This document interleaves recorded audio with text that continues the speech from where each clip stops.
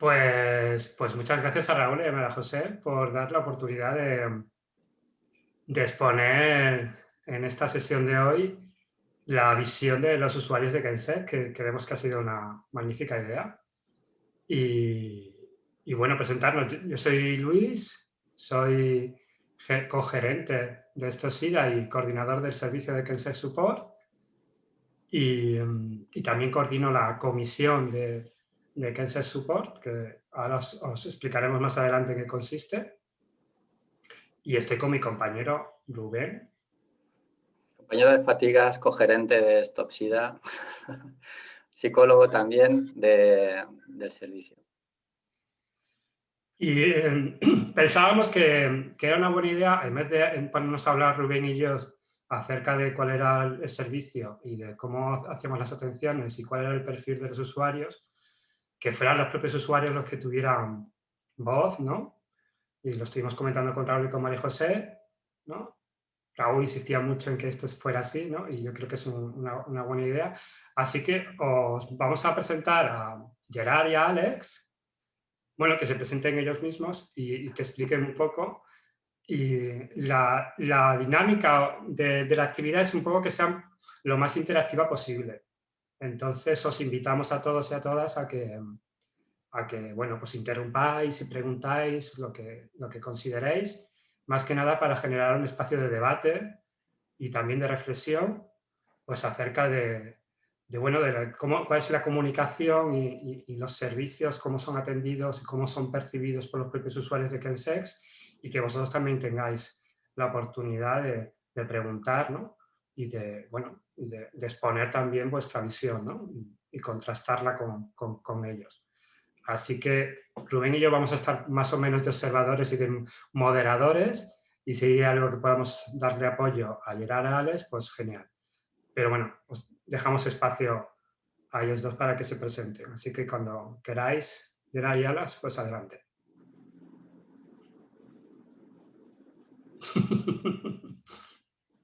Empieza tú, Gerard, va. Orden alfabético. Exacto.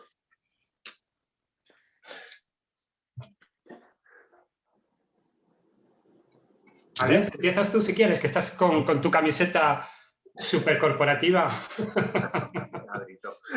Bueno, pues yo soy Alex, estoy en Stop SIDA como voluntario desde los inicios de la comisión. El año pasado la montamos, justo al inicio de la pandemia. Además, soy representante de la propia comisión frente a la Junta de Stop SIDA. En la comisión somos voluntarios en las que nos tratamos como pares con los usuarios, y tenemos como 6 grupos de actividades esenciales. La principal es la de acogidas y acompañamiento, en la que hacemos primero una entrevista a los usuarios recién llegados aquí a Stop para ver cuáles son sus necesidades y cómo le podemos ayudar. Y luego, según cómo también los voluntarios les hacemos un acompañamiento para ver qué tal están, qué más se les puede ayudar y presentarle todas las soluciones que pueden necesitar, presentárselas a través del counseling. También estamos, desde octubre del año pasado, estamos haciendo un GAM, un grupo de ayuda mutua. Ahora lo estamos intentando mejorar un poco más, intentándolo hacer un poco más organizado. También hacemos un grupo de actividades que, aunque en estos momentos por la pandemia no es tan viable, pero sí que a veces organizamos algún ejercicio al aire libre, por ejemplo, o hacemos alguna quedada para ir a ver algún museo, alguna exposición. También tenemos un blog, el de Chemical Bloggers, en el que los usuarios y voluntarios estamos escribiendo, no solo escribiendo nuestra experiencia con el Chemsex, pero también hacemos a través de fotos, por ejemplo, el que nos hace vivir esa foto, el que nos hace recordar. También respondemos a preguntas de diferentes usuarios por toda España a través de aplicaciones como MachoBebé o de MachoBebé y Telegram. Y también hemos ayudado, por ejemplo, el año pasado en la creación de una campaña de concienciación y de riesgos, perdón, de minorización de riesgos, no es así la palabra, pero bueno, para que se hicieron 3 vídeos para las redes sociales. Gerard.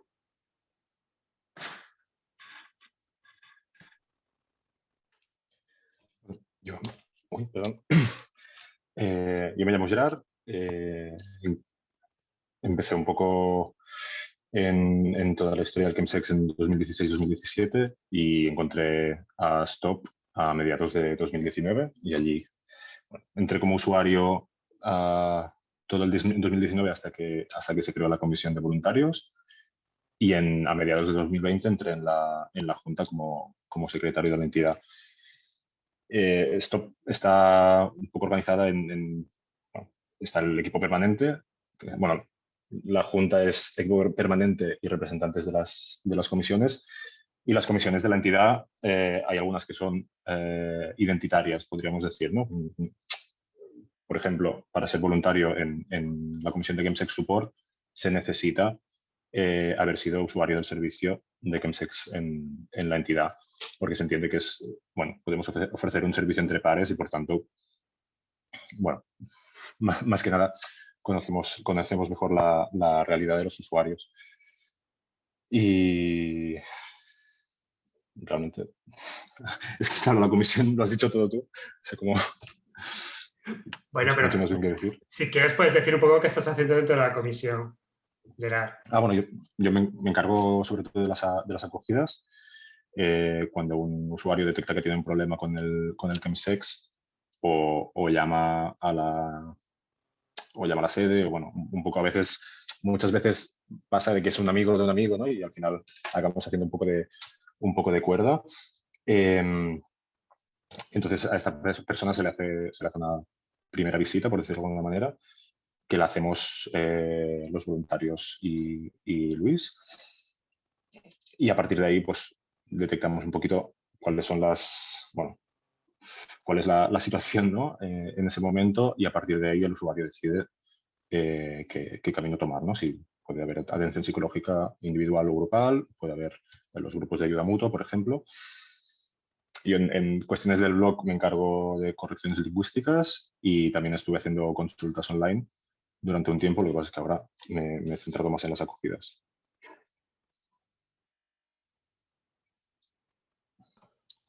Muy bien, no sé si queréis hacerle preguntas a Gerard y a Alex respecto al tema de sus funciones como voluntarios de la comisión, o si queréis pasamos ya a otro punto, como queráis.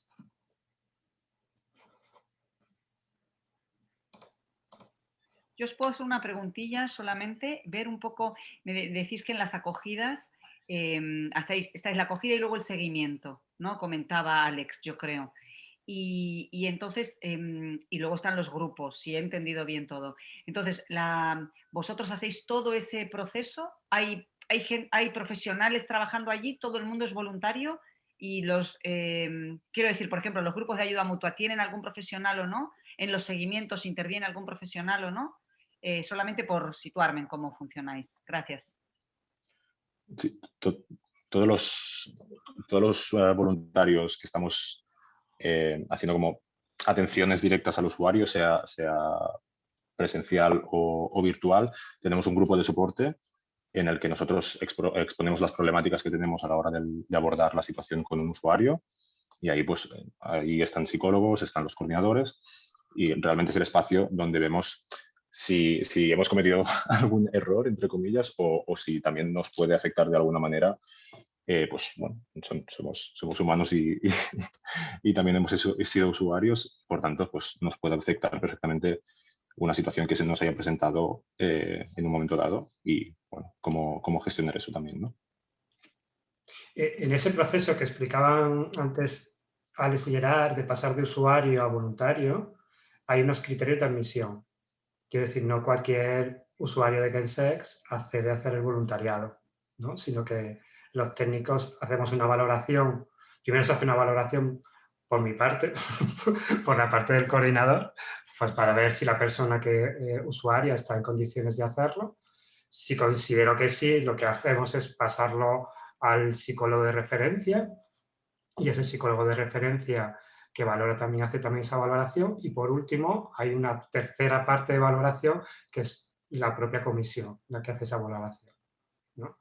Y si pasas esas 3 valoraciones, pues hay una formación, hay un curso de formación que tienen que realizar, que ahora mismo estamos terminando el de este año, donde hay una formación específica sobre salud sexual y sobre reducción de riesgos en temas de chemsex. Hay una formación teórica y una parte práctica que vamos a hacer este fin de semana, ¿no? El siguiente, la vamos a hacer para nuevas generaciones de voluntarios. O sea, que hay un proceso formativo y en ese proceso formativo también hay una selección, ¿no? O sea, hay personas, evidentemente, que tienen mucha voluntad de hacer este tipo de voluntariado, pero por las causas que sea, pues vemos que no puede ser, no puede acceder y finalmente no es ese voluntariado que hace y se le ofrece otro tipo de voluntariado, ¿no?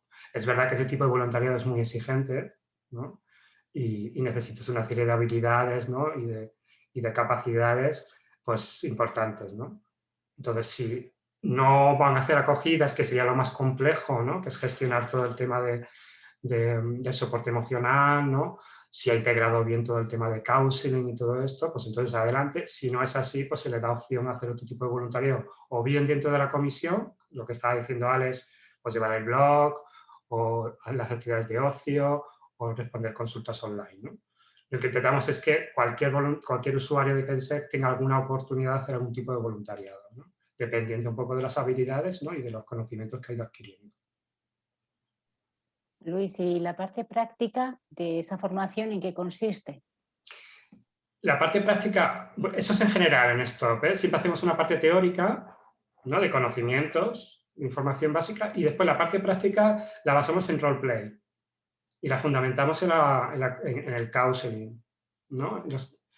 Claro, el counseling tiene toda esa parte teórica que, bueno, que pueden entender, ¿no? Que se puede entender muy bien, pero claro, lo importante del counseling es llevarlo a la práctica, ¿no? Entonces, la mejor forma de ver si has interiorizado los conceptos, ¿no? y esas habilidades de comunicación las tienes y las puedes ir desarrollando, pues es a través del roleplay. Entonces, lo que hacemos es un fin de semana, de viernes a domingo, nos vamos a una casa rural y estamos en régimen de convivencia, pues haciendo roleplay, también conociéndonos para crear cohesión grupal.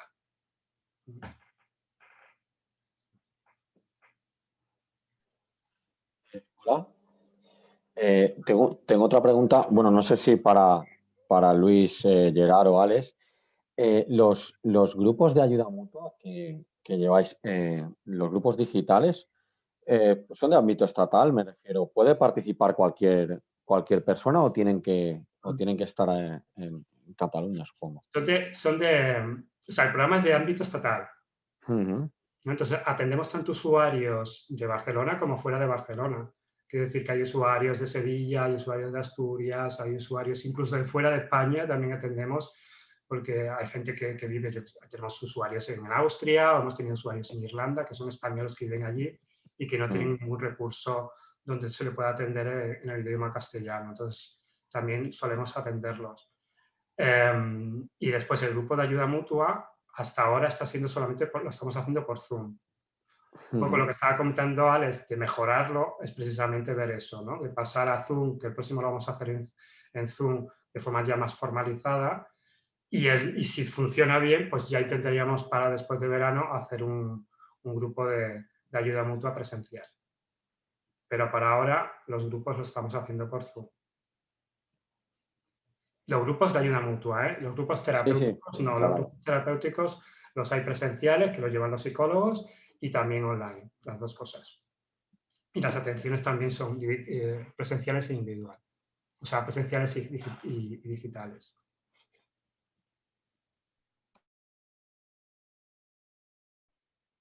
A mí me gustaría preguntaros qué ocurre cuando sigue aumentando el número de usuarios y hay un volumen importante como para decir, bueno, esto da para 2 comisiones, 2 grupos o cómo nos repartimos, ¿no? Porque me imagino que tener tantas personas en marcha, ¿no? Estar en contacto y colaborar, pues debe tener su complejidad también. ¿Voluntarios o usuarios? Pues depende del rol, porque me imagino que a lo largo del proceso habrá usuarios que se incorporen en mayor volumen y algunos de ellos por su perfil o su disponibilidad acabarán también colaborando como voluntarios, ¿no? Y imagino que tendréis que enfrentaros a decisiones de decir, bueno, ¿hasta cuándo, qué volumen podemos acoger, ¿no? Y coordinar y atender. Realmente al ser la comisión bastante nueva, van entrando voluntarios cada 6 meses y este mayo, junio es la tercera jornada, ¿no? Tampoco hemos tenido la oportunidad de estar sobresaturados de voluntarios. Sí que es verdad que no nos quejamos, que ha habido bastante interés y realmente ha habido muchas personas que han entrado en cada convocatoria. Por el tema de los usuarios, sí que es verdad que el servicio muchas veces tenemos problemas de capacidad, ¿no? Porque bueno, hay momentos en que de golpe, pues en una semana te llaman 3, 4, 5 usuarios nuevos y tú ya estás haciendo, bueno, nos llaman a todos en general, ¿no? Y ya estamos haciendo seguimientos, ya estamos haciendo acogidas. Es un poco... hay cola ahora mismo. Ahora mismo tenemos una situación de saturación, sí. Digamos unas semanas que estamos bastante saturados y llegamos a entender, creo que en acogidas podemos estar haciendo ahora mismo como unas 10, 15 acogidas por semana, es una barbaridad. Es una barbaridad. Si no fuera por la comisión de voluntarios, no podríamos asumir este número de usuarios. Sería imposible, sería imposible. Sí es verdad que se está creando un embudo, y esto sí es cierto, ¿no? En el que las atenciones, las atenciones psicológicas no damos abasto para que los psicólogos que tenemos, con los recursos que tenemos, puedan atender a todos los usuarios. Pero por otro lado, estamos viendo que son muy eficaces las acogidas y los acompañamientos que están haciendo los voluntarios, ¿no? Y que muchas de las demandas que existen son más demandas de acompañamiento y de soporte emocional y de información, ¿no? Y que muchas veces son los propios voluntarios los que de alguna forma terminan ese proceso del usuario dentro de la entidad, ¿no? Y que no llegan a necesitar una atención psicológica, ¿no? Sino una vinculación con la entidad, que si en un momento determinado esa misma persona pues, se encuentra en una situación de crisis, sepa que puede acudir a nosotros, ¿no? Y que podamos darle vía atención psicológica, ¿no? Entonces, sí es verdad que está siendo... que es verdad que cada vez hay más y hay más usuarios y además esto como cada vez te conocen más, pues cada vez tienen más a nosotros. Pero por el otro lado, el hecho de tener voluntarios que faciliten esa acogida y ese acompañamiento, pues da posibilidad de que cada vez atendamos a las personas. También ahora el seguimiento lo estamos a veces convirtiendo un poco a la carta, ¿no? Gente que sí que necesitaría pues una hora a la semana. Hay gente que, bueno, si me pasa algo te digo algo, ¿no? Esto también nos lo estamos, bueno, yo personalmente me lo estoy encontrando. Y hay algunos que bueno, que si quieren ir a... Perdón, estos son seguimientos... disculpa. Digo, estos son seguimientos y después hay también los del embudo, que son usuarios que requieren atención psicológica, pero que les estamos haciendo seguimiento mientras no hay horas en psicólogo. Entonces, también tenemos estas modalidades dentro de un seguimiento así como, bueno, de puente, ¿no? Para no dejarlos sin ningún tipo de atención mientras no se liberan los psicólogos.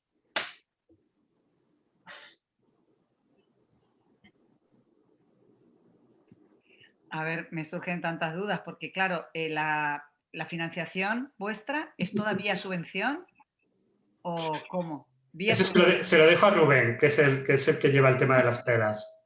Digo porque, claro, ya yo que he vivido de subvenciones, no he vivido de subvenciones porque por suerte tenía mi sueldo, porque si no, he trabajado a €1 la hora, que lo he contabilizado, o sea, porque lo he hecho porque digo, a ver cuánto. Entonces, yo sé cómo es pelear las subvenciones. Sostener un servicio a fuerza de la pelea de subvenciones, hoy por hoy yo creo que las ONGs tienen que ser casi empresas porque si no, ¿cómo lo hacéis? Ha sido un ejercicio de convicción y de férrea insistencia, porque alguien apuntaba en el foro y me gustó mucho que lo hiciera, que si no fuera por a lo mejor el altavoz de las ONGs, ¿no? Muchas veces las administraciones no considerarían, por ejemplo, este fenómeno, ¿no? Y la problemática que conlleva todo el tema del chemsex, hasta que no fuera algo como muy, muy grave ya, ¿no? Y yo creo que ahí hicimos picar puerta mucho tiempo. Empezamos con una subvención de 2.000 euros al año del Ayuntamiento de Barcelona y finalmente conseguimos que el Departamento de Salud de la Generalitat nos subvencionara también cuando no lo había hecho antes porque no quería crear servicios paralelos. Esta era la justificación. Y sí que hemos contado también con el apoyo del Plan Nacional del SIDA, que también nos da 15.000 euros, me parece. Y por fin, este año el IRPF estatal también nos está dando soporte en 2021. Esas son las fuentes de financiación públicas. Perdona, Rubén, ¿y el Plan Nacional sobre Drogas nos da?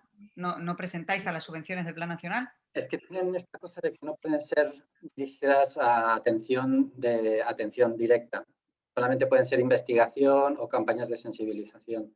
Entonces, todo lo que es atención directa no está financiado dentro del Plan Nacional de Drogas. No te oigo, Patricia. Sí, no, estaba pensando yo, intentando pensar en la normativa del Plan Nacional que habrán cambiado porque como cada año lo van poniendo cada vez más ajustado y más retorcido. Nos están haciendo sudar porque parece que el Plan Nacional de SIDA va a seguir la misma línea del Plan Nacional de Drogas. Pero Rubén, una pregunta, que no se incluya la atención se ampara en que la atención sociosanitaria está transferida a las comunidades autónomas. Ese es el argumento, ¿verdad? Sí. Vale.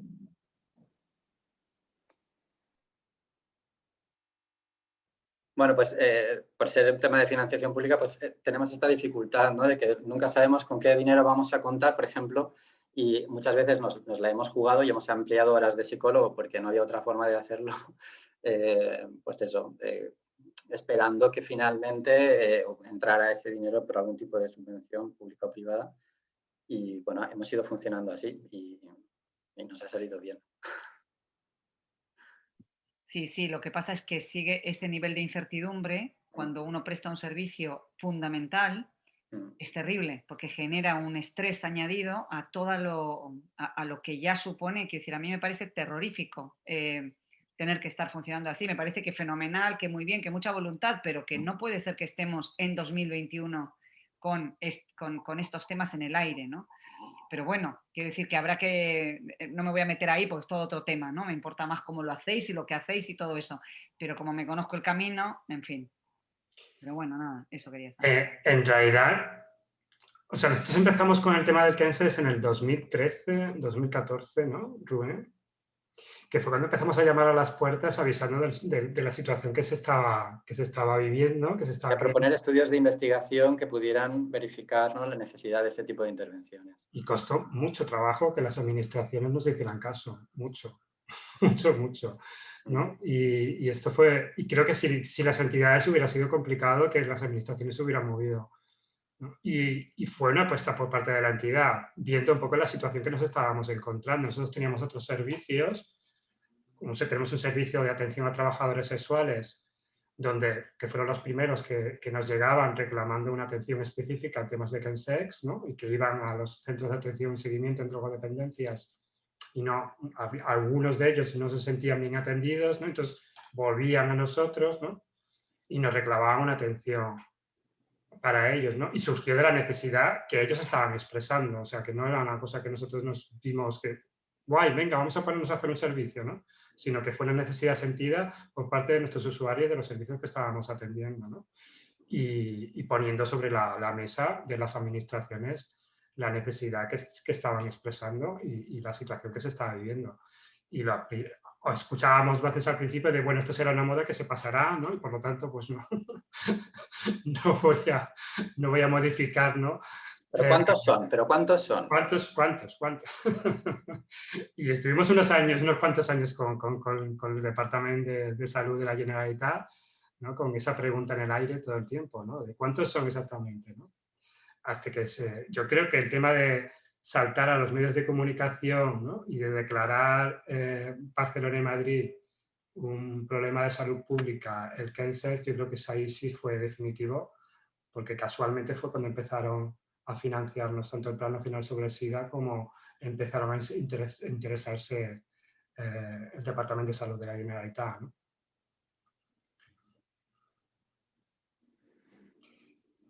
Bueno, pues no sé si queréis que sigamos avanzando un poco en temas para que, porque de estos temas si ahora los pobres no hablan mucho, pero sí teníamos preparado, ¿no? El tema de cuál ha sido la experiencia en los recursos sociosanitarios que han tenido los usuarios, ¿no? de Kensex, ¿no? Y comentábamos, Gerard, Alex y yo, ¿no? De cómo exponeros esto. Entonces hemos pensado primero que ellos expliquen cuál ha sido su experiencia en primera persona, aunque no es extrapolable a todos los usuarios de Kensex, evidentemente, pero nos puede dar un poco de pie para que después podamos lanzar y debatir acerca de qué deficiencias, pero también qué aciertos hay en los recursos que tenemos en nuestro entorno. Así que si queréis, Alex y Gerard, cuando queráis. Merci, Luis. Pues, bueno, teníamos como un listado de cuáles son los recursos sociosanitarios en los que hemos estado expuestos, en los que hemos sido atendidos. En algunos sí que hemos visto, al menos desde nuestro propio punto de vista, que sí que hemos sido, para nosotros sí que estaban adaptados a atender a usuarios de Kensex o no, o sí hemos tenido incidencias tanto buenas, hay a veces que uno tiene algo agradable que decir sobre la experiencia, sobre cómo ha sido atendido, como igual que también pues a veces pasa que la experiencia es nefasta. Entonces, habíamos empezado a hablar con la atención primaria, con los centros de atención primaria. En mi caso, yo he tenido bastante suerte en ese sentido. O sea, mi médico de cabecera siempre ha sido bastante abierto de miras. Es el que me lleva tengo 36 años y me lleva desde que tengo 13 años. O sea, sabe todo de mí. Y cuando yo se lo dije de que, bueno, tomo drogas y que buscaba una solución y que quería que me ayudara, él me derivó a un psiquiatra, que ya luego eso ya lo contaré por otro lado. Entonces, él siempre ha sido un punto de apoyo para mí en todo momento. Y aún a día de hoy, después de 4 años que se lo dije, él me sigue preguntando y me sigue apoyando en las decisiones que estoy tomando.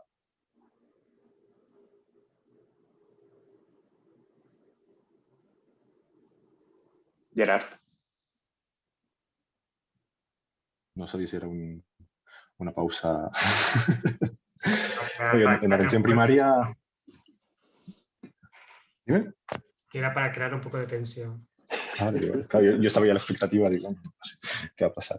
En atención primaria yo realmente, no sé cómo lo hice, pero es como que he ido probando diferentes CAPs y como una cata de vinos.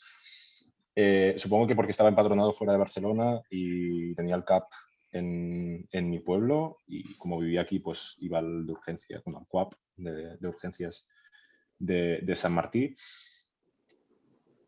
Realmente he enumerado un poco los sitios donde fui y hay algunos en los que pues realmente guardo un recuerdo, ¿no? de una persona que, bueno, incluso me hizo era una encuesta epidemiológica.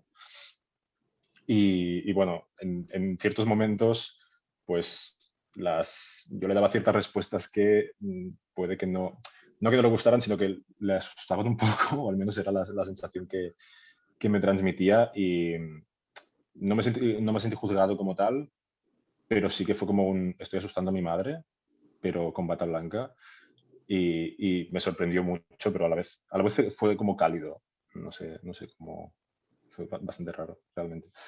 En otras veces sí que me he encontrado pues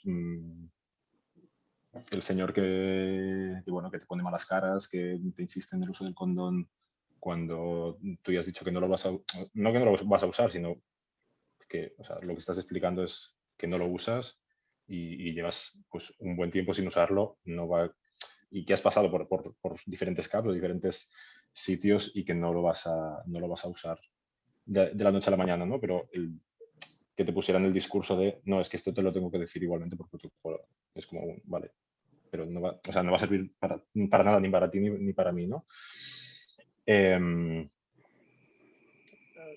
Alguna vez que fui, no drogado, pero pues asustado al principio cuando aún no sabía muy bien lo que estaba haciendo y no podía dormir durante un tiempo, pues sí que en situaciones un poco esto, ¿no? De vas allí asustado, no sabes lo que te pasa, también pues me encontré como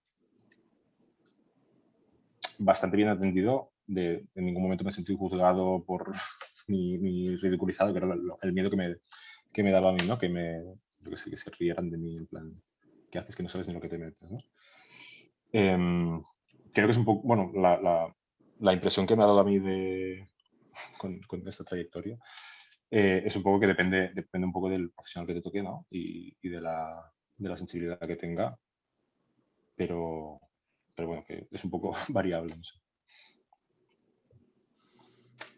Pausa no dramática.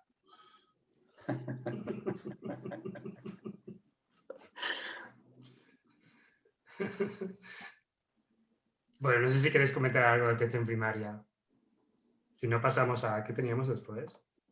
Los centros de ITS. Yo solo que cuando Gerard ha dicho al final son las personas, yo había apuntado eso, es que son las personas. Y por eso pensaba que es tan importante los cursos como este, porque me da la sensación de que poco a poco, como una cosita muy, muy de siembra, pero que luego va, fíjate lo que me has comentado Raúl al principio, es decir, luego va sembrando en profesionales que en este momento pueden tener 30, 35, 40, que van a estar 20, 30 años todavía trabajando en los servicios y que van abriendo una cabeza que no la traen abierta, algunos sí, con suerte, pero que muchos no.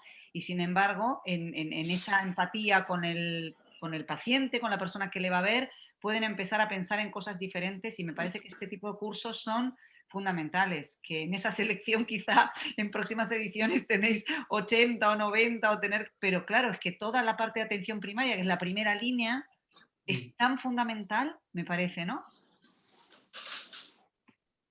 Bueno, yo creo que ha quedado claro, ¿no? Con la experiencia de Alex, ¿no? Lo importante que puede ser un buen referente en atención primaria, ¿no? Que después te haga un buen seguimiento, ¿no?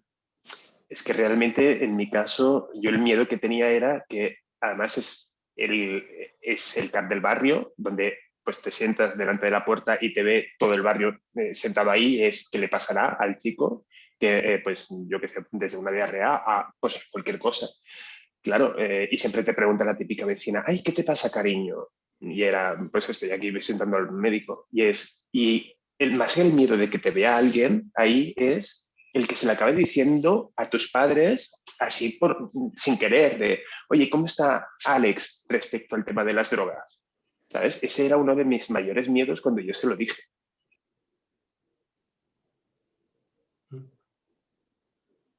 Sí, yo ahora, es curioso que enumerando los CAPs donde he estado, nunca he estado en mi CAP de cabecera por una cuestión de droga, realmente. Pero bueno, lo que decía Patricia. ¿Patricia? Sí, perdón. Sí, un poco la sensación que tenía yo era de bueno, si aquí no me he sentido bien atendido, pues me voy a otro QAP, ¿no? O a otro CAP. Y había veces que realmente era como vale, aquí no vuelvas porque realmente has pasado un mal rato, aparte de bueno, las esperas o todo lo que tú quieras, ¿no? Pero lo que te llevabas era, literalmente, me iba a sentir como lo que sea, ¿no? E incluso algunas veces comentando con amigos o con incluso en sesiones, ¿no? De chemsex, de, pues yo me he ido al CAP tal o al CAP cual y a mí ahí me han tratado fatal, pues yo no iría nunca. Pues, incluso en este sentido, ¿no? Porque realmente es algo que entiendo que no, bueno, la situación en la que las situaciones por las que podemos pasar pues no son las más comunes, pero pero bueno, que tratarnos como personas pues estaría guay a veces. Bueno, pues si queréis pasamos a los centros de ITS. Vale. Parece la lista del top 10 de Eurovisión. Bueno, para mí en este sentido, siempre he ido, en cuanto a ITS, siempre he ido al clinic, como estoy en un estudio y siempre que he tenido problemas, he tenido algún tipo de problema de alguna ITS, sí que he ido al clinic. Fui por primera vez, o sea, bueno, miento, alguna vez he ido o alguna otra vez sí que fui a Drasanas, pero no estaba como un implementado el que preguntaran sobre drogas. Entonces, como para mí esto era un tema bastante íntimo, yo nunca lo he hablado. Entonces, si no me lo preguntan, y menos si no me lo pregunta un médico, no lo voy a hablar. Y sí que el año pasado tuve que ir, pues por razones de que, bueno, había un escozor y quería ver la solución. Y allí ya sí que vi que estaba implementado y que me decían preguntar, bueno, y en cuanto a drogas, ¿y qué has tomado, qué no has tomado? Y era, no, llevo tiempo sin tomar, tal. Entonces, yo al menos estaba desconectado de que en los centros ITS lo preguntaran. Entonces, me quedé un poco sorprendido, eso sí que es la verdad. Y después ya hablando con uno de los médicos de ese centro, me dijo que sí, que ya lo habían implementado porque bueno, habían visto de que venía mucha gente que solía practicar chemsex, que estaban en sesiones y que muchas veces, muchas o bastantes, digamos, pongamos el adjetivo que queramos, las ITS acaban viniendo pues, de una sesión, entran por una sesión o por una sauna. Entonces, vienen por las drogas muchas veces, a veces. Entonces, que ahí tienen es para saberlo, ponerlo en el cuestionario. Entonces, es importante. Es, bueno.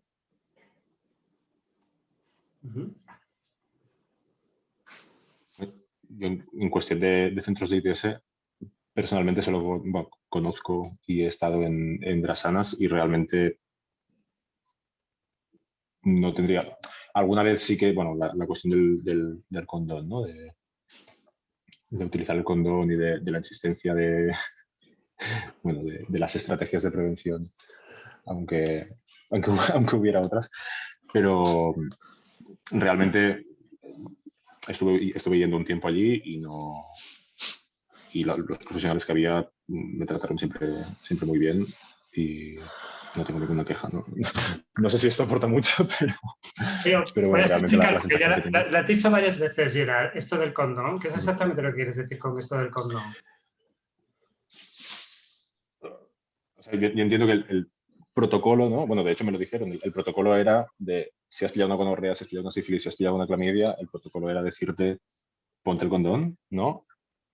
Y entiendo que puede ser útil para ciertas personas, pero viendo los historiales o sabiendo que éramos usuarios de drogas, ¿no? Realmente era como la sensación de que te estaban, iba a decir adoctrinando, pero como que te estaban diciendo tienes que hacer eso y todo el resto está mal, ¿no? Cualquier otra cosa que hagas y si no es ponerte el condón, lo estarás haciendo mal. Venir aquí a hacerte un cribaje, o sea, no te daban, no te planteaban el tema de ir a hacerte pruebas cada 3 meses, por ejemplo, o a trabajadores sexuales, ¿no? Subir la frecuencia. No te lo planteaban como una alternativa que se adecuara más a tus necesidades, perdón. Era simplemente el condón. Y cuando una vez le dije yo no sé, yo soy bastante tímido en general, pero le dije a la doctora, en plan, no hace falta que me digas todo el rollo ya por ti, ¿sabes? En plan, sé que esto dura 5 minutos, no hace falta que me digas todo lo del condón porque ya me lo sé. Y me dijo algo como, bueno, es el protocolo, te lo tengo que decir igual. Y me siguió pegando la chapa, que entiendo que es evidentemente su trabajo, pero era como no es para nada necesario ni productivo el hecho que me lo... O sea, realmente era como, lo tomaba como un allisunament, ¿cómo se dice? Como un aleccionamiento. de entrenamiento. ¿Y qué te hubiera gustado recibir si no es sobre el tema del condón? El tema de las estrategias de prevención, no me entré un poco por esto. Después, cuando aterrizaba, ha sido como, ala, que sí que es verdad que, bueno, la PrEP ya la conocía antes de estar en Stop, ¿no? Pero el concepto de estrategias de prevención combinada, a mí, cuando lo descubrí, me flipó. Fue como, vale, claro, es que no, hay más vida más allá, ¿no? Y no sé, me pareció un poco anclado en el pasado, en el sentido de esto es lo que hemos dicho desde hace, pues, 10, 15, 20 años, damos al play y ya está, ¿no? Cuando las necesidades realmente creo que eran otras. Porque el uso del condón en el contexto de Kansas, ¿cómo es, chicos? Nulo. Bueno, nulo tampoco. ¿Alguien? A ver, yo lo siento, o sea, yo soy persona más de sauna que no de sesiones, y en la sauna yo hacía una balanza de ¿merecía la pena usar el condón o no con el tío con el que iba a follar? Si merecía más la pena el uso que el no uso, lo usaba, pero ya te digo que eso de 100 veces eran 5, o sea, para mí un 5% de uso de condón, para mí es nulo. No, o sea, y hay a veces que incluso cuando lo vas a usar o le pides, haciendo tú de pasivo, le pides al que va a hacer de activo, puedes ponerte condón, te miran mal y hay gente que te dice no y búscate a otro. Eso en la sauna te lo hacen. Sí, soy testigo. Entonces, es que es... Somos testigos. que no solamente el contexto del Kansas, sino que es una cuestión muy generalizada de toda la comunidad gay cada vez más, ¿no? Que el uso de condón pues, no es como hace 15 o 20 años. Y si no, ya también en las zonas de cruising. En las zonas de cruising, por mucho que desde ONGs como Stop SIDA van a repartir condones, información, sí que preguntan a veces de, oye, ¿tenéis condones? Cuando vamos a hacer algún tipo de intervención por la zona, pero no toda la gente tampoco usa. Y en las zonas de cruising también últimamente se está haciendo chemsex.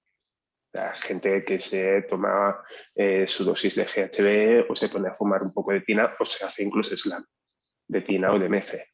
Entonces, no usan los condones. Entonces queda como un poco claro cuál es la vivencia que hay dentro de la comunidad, ¿no? Y contrasta con un poco como el play que decía antes Gerard, ¿no? Sí, que es un cassette que cada vez que viene un usuario los médicos tienen que decírselo, sí, pero también tienen que ser conscientes de que la comunidad, el colectivo ha cambiado y saben un poco más, entonces saben que hay otras formas de prevenir también. Que bueno, que a veces tienes mala suerte y pillas una gonorrea, sí, bueno, una más en el carnet va, pero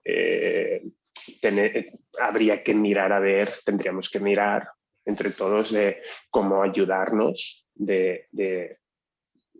es que el repetirnos la misma historia todo el rato acaba siendo como cuando tus padres te decían de pequeño, haz esto, y lo que haces es justamente lo contrario. Porque estás aburrido de que están diciendo la misma historia. Y sabes que al final, lo hagas o no, vas a acabar yendo allí, seguramente. O sea, también es un poco, al final, que las consecuencias que tenían pues, a nivel físico, ¿no? Estas ETS, y las consecuencias que nos vendían, no sé cómo decirlo, eran tan dispares que llegaba un punto que, joder, pillabas una gonorrea que realmente para ti era una cosa bastante habitual, ¿no? Y que tenía unas implicaciones limitadas y parecía que habías matado a alguien, ¿no? Delante de algunas personas y era como, hostia, es que esto realmente no me acaba de cuadrar.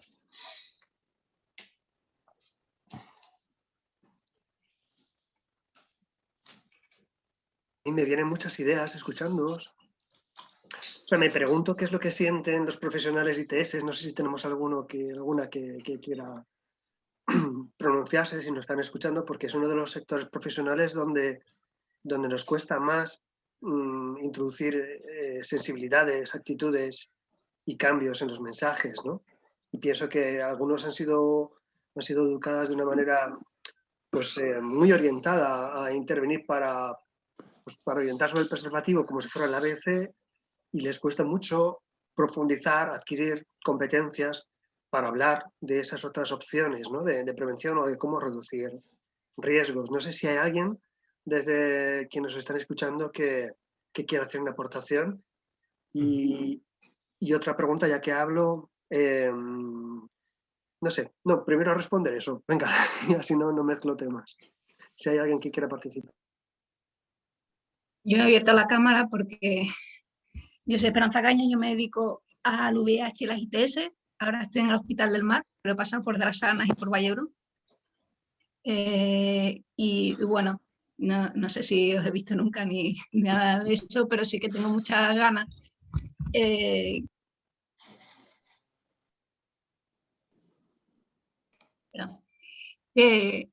Quizá algún día se me puede dar por ponerme a hablar más de condones, pero no es lo habitual y lo evito. Yo defiendo muchísimo la PrEP para los que la necesitan y creo que sí, que dentro de las unidades, mi impresión en Drasanas no ha sido que esté pasada de moda. Yo he estado muy poquitos meses y además coincidido con la pandemia. Yo creo que Drasanas hay alguna gente bastante mayor, pero que se ha adaptado muy bien a la PrEP y al Chemsex. Hay otra enfermera que también está apuntada en el curso y yo creo que sí, no sé la impresión que os llega a vosotros por otros amigos y tal, pero en los centros, en los hospitales, los dos que he estado, la impresión es que hay muchos pacientes que no tienen buena relación con algunos médicos.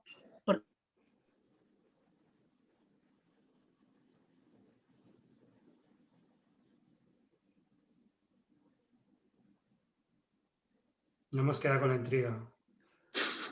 Flipan. Se ha cortado. Se ha cortado, ¿no? Pues, Sí. de relación con los médicos. Eso. Que sí que hay algunos compañeros con que da la impresión que algunos usuarios pacientes no han tenido nunca contacto con preguntas sobre sexo, con preguntas sobre ITS o con preguntas sobre drogas. Entonces yo aparezco que no me conocen de nada y que les empiezo a preguntar por su vida sexual y por sus drogas, casi sin preguntarle por la medicación que toman, porque ya sé que la toman bien o porque ya he visto la analítica y pues, quizá eso es lo menos importante en ese momento. Y creo que sí hay un cambio y hay mucha gente joven que tenemos ganas de trabajar en eso, pero no sé si nos da tiempo a atender a todo el mundo ni tenemos todos los recursos que necesitamos para atenderlo. De hecho, yo llevo 3 meses en el Hospital del Mar y desde que empecé, cuando vi cómo estaba el panorama y sabiendo que había muchos usuarios del Hospital del Mar que iban a Drasanas, cuando teóricamente habría que hacerlo, todos los cribados de ITS se podrían hacer perfectamente en el Hospital del Mar y no necesitaban ir a Drasanas. Lo primero que hemos empujado es mejorar las ITS, que todavía queda la tira por hacer, y que necesitamos que nuestros propios psiquiatras se dediquen al Chemsex más de lo que lo hacen. Y bueno, ya estamos quejándonos, pero todavía queda mucho trabajo. Y de hecho, aprovecho, no sé si me dejáis, porque esta semana justo, la semana pasada, le he dado vuestro contacto a un par de pacientes y quería saber, cuando se ponen en contacto con vosotros, ¿cuánto tiempo tardan en tener respuesta? Es por un poco por saber qué decirles, porque no lo tengo muy claro.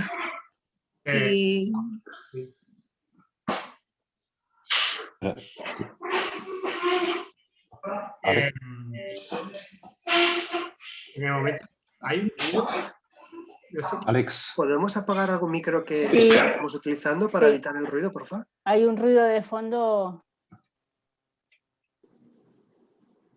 Vale, creo que ya está. Vale. Desde que llaman por teléfono, que es la forma de acceder al servicio de Kense, hasta que se le da una cita, creo que ahora mismo estamos dando, si no recuerdo mal, Gerard, creo que son 1 semana o 2 semanas como mucho. Creo que están 2 semanas.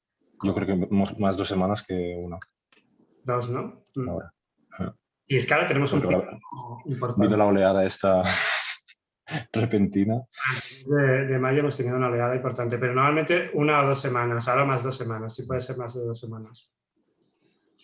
Se le da la primera cita, que es la cita de acogida, que es la que estaba comentando de Gerard.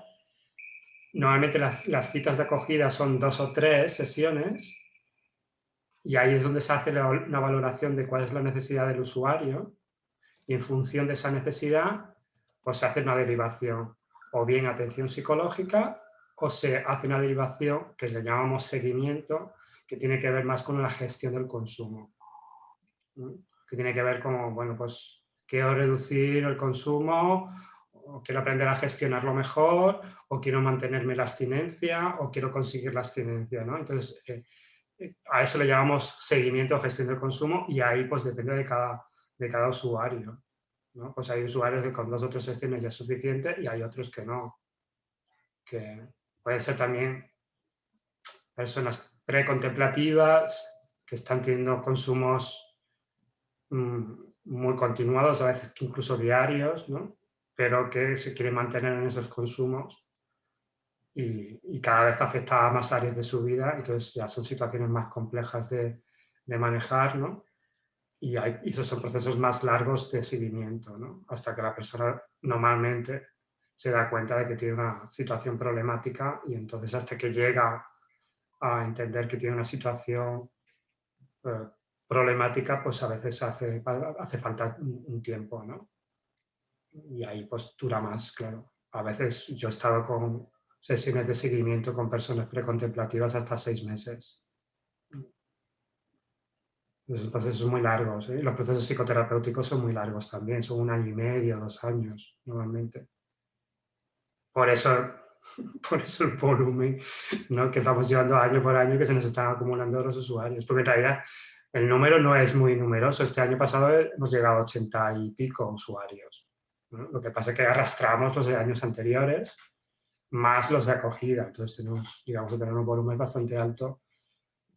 Asesoramientos, creo, si no recuerdo mal, creo que llegamos a 2000 y pico asesoramientos el año pasado. Bueno, supongo que he respondido a tu pregunta, Esperanza. A mí me gustaría responder por experiencia personal, porque además, aparte, el siguiente punto sería unidades de VIH. Mi experiencia personal, yo soy VIH positivo desde el 2012, estoy tratado en el Clinic y durante 2 años yo estuve yendo al médico religiosamente cada semestre y acabé hasta las narices de ese médico, porque no me gustaba cómo me trataba, era como muy mecánico de cogía, imprimía, veía los resultados, muy bien Alex, está todo genial, esta es tu medicación y ya está. Era como muy frío y ya, o sea, ya no te preguntaban nada de forma personal, ¿sabes? Entonces yo me cambié de médico, ahora llevo desde entonces, desde el 2014-2015 con esta doctora y va genial y es con ella con la que descubrí tanto el estudio de Chemsex que está haciendo el propio Clinic, fue quien me derivó cuando yo dije tengo problemas con las drogas, es quien me derivó a Stopsida, quien me derivó a la unidad de psiquiatría del Clinic. Entonces, y es más, esta mañana he tenido mi visita trimestral con ella y todo fluye, o sea, hablas normalmente, soy capaz de hablar normalmente de, pues hace un mes me he colocado y me ha pasado esto y pues como en el estudio nos hacen protis anal, le digo, posiblemente puede ser que salga algo, porque escucha un poco, entonces puede ser que salga algo, ¿sabes? Eso con el otro doctor, si me veía en esa situación, no me vería capaz, porque no da pie él a hablar de eso. Y esta mujer sí, porque además, o sea, supongo que se preocupa, que es verdad que se preocupa y te pregunta no solo dentro de las drogas, sino fuera de las drogas, el cómo estás tú, el preocuparse por el propio paciente, el estado anímico, el estado sentimental, cómo estás, cómo te va todo, cómo te va el trabajo. Porque para mí, por ejemplo, el punto del trabajo para mí era esencial. Y ella ha estado muy pendiente de 3 años que he estado en el paro a estos 2 años que estoy trabajando. Ella me iba preguntando, ¿y qué tal? ¿Cómo vas en la oficina? ¿Cómo está el trabajo? ¿Cómo vas en la ONG, en el voluntariado? Entonces, eso es algo que te alegra y que te hace tener ganas de hacer la visita. Porque si no tienes ese punto no es amistad, pero es de buen rollo, dices, voy porque no me queda más remedio, porque necesito las pastillas y punto. ¿Sabes? Entonces, para mí eso es el punto a favor, por ejemplo, por lo menos con la médica que yo tengo. No sé si con esto te vale. Esperanza era, creo. Y Esperanza. Como nota. Vale, pues si queréis, porque vamos un poco justos de tiempo, hablamos sobre el servicio de PrEP, ya que has hablado tú de las unidades de VIH. Gerard, ¿quieres hablar tú del servicio de PrEP? No tienes audio. No tienes el audio conectado. Verdad, perdón. Bueno, yo estuve... primero la estuve tomando por mí mismo y me hacían como un seguimiento en Drasanas, aunque me la comprara yo porque no era legal. Y cuando ya fue legal entré en Checkpoint directamente. Entonces, realmente, a ver, me gustaría estar en Drasanas, bueno, yo porque soy muy así punky de lo público y tal, pero sí que es verdad que y eso también un poco en relación a la atención primaria. Como fui yendo a diferentes sitios, mis historiales estaban como partidos en 1000 pedazos y cada sitio sabía un trozo de mí, que es una cosa que me sorprendió porque yo pensaba que teníamos un historial ahí único y común. Y claro, me gustaría cambiarme de las sanas, pero bueno, es lo que hay. En Checkpoint realmente, a ver, a nivel...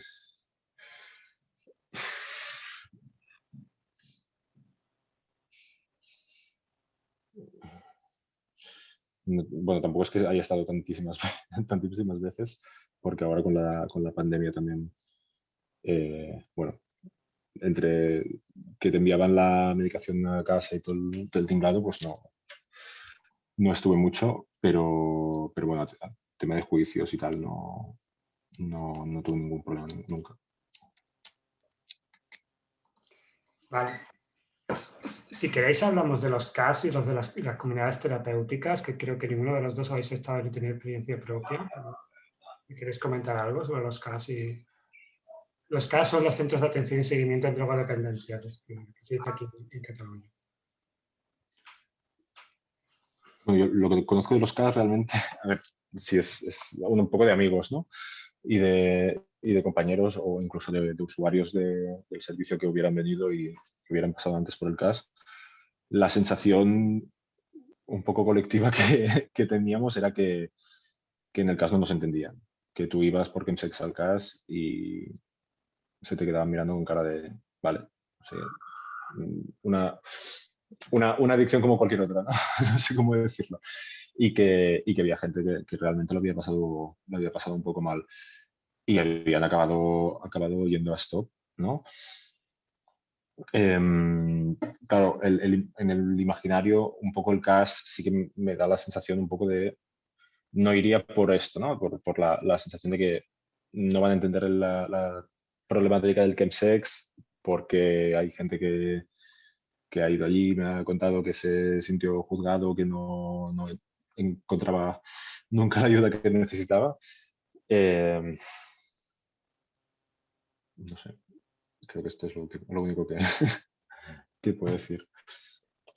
A mí me gustaría, si alguien puede, si hay alguien que está conectado de algún CAP, UCA, CAS, y si quisiera hacer una aportación, simplemente por compartir, por buscar ese diálogo.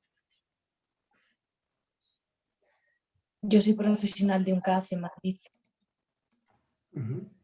El CAS es el equivalente, ¿verdad? Allí. Sí. Vale.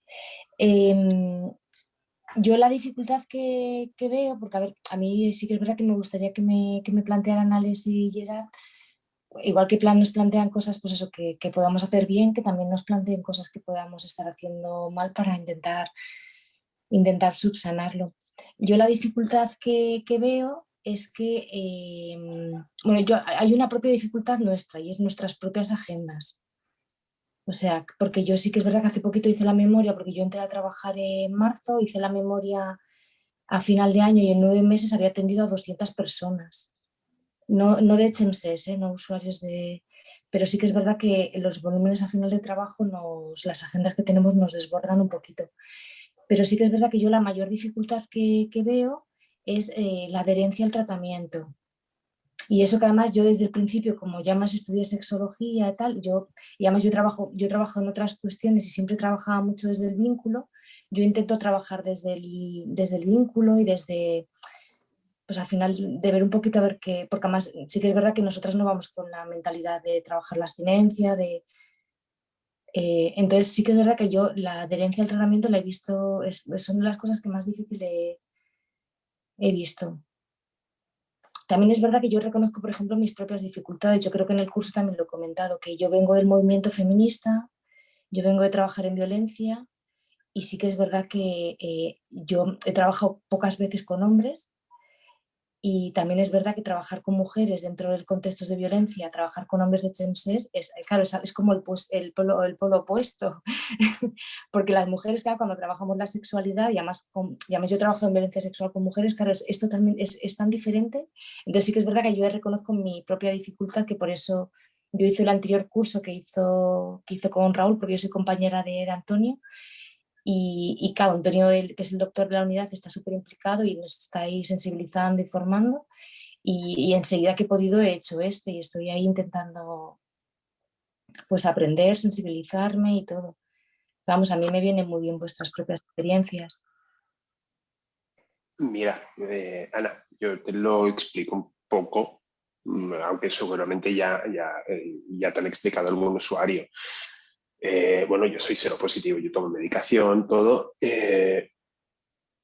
Tú en el momento, yo por ejemplo, esta última vez yo me coloqué en abril, iba al gimnasio y acabé quedando con un chico.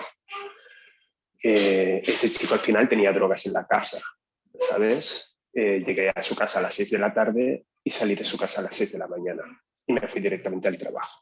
Bueno, miento, fui a por el camello y luego me fui al trabajo. Ese día me olvidé, ese día no me tomé la pastilla.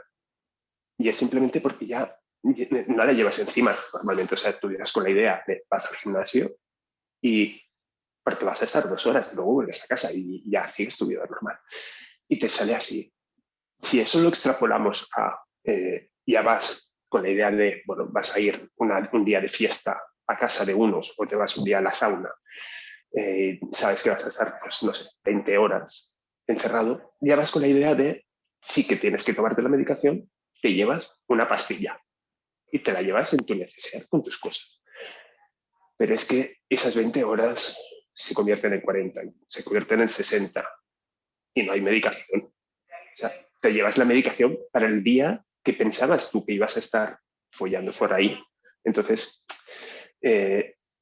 es por eso que a veces seguramente el problema de la adherencia a la medicación, porque nosotros somos conscientes de que tenemos que tomarnos la medicación, pero llevamos la cantidad para lo que nosotros creemos que vamos a estar fuera de la casa, fuera del alcance de tener el bote de medicación. ¿Sabes? Ese es el problema que yo veo. Se me ha olvidado decir que soy psicóloga, que yo en el tema de la medicación no me suelo meter mucho. Bueno, pero ¿qué me refiero? Disculpad. Dice la medicación... No te referías a la medicación antirretroviral, ¿no? Y creo que Ana se refiere a la adherencia al centro. Me refiero a la adherencia al tratamiento, me refiero como psicóloga que me vengan al tratamiento. Yo me refiero a... Por eso digo, no a la medicación. Cuando más empiezan a hablar de la medicación... Perdón. Digo, yo creo que me he explicado fatal. Adherencia no, me al refiero equipo. a que vengan.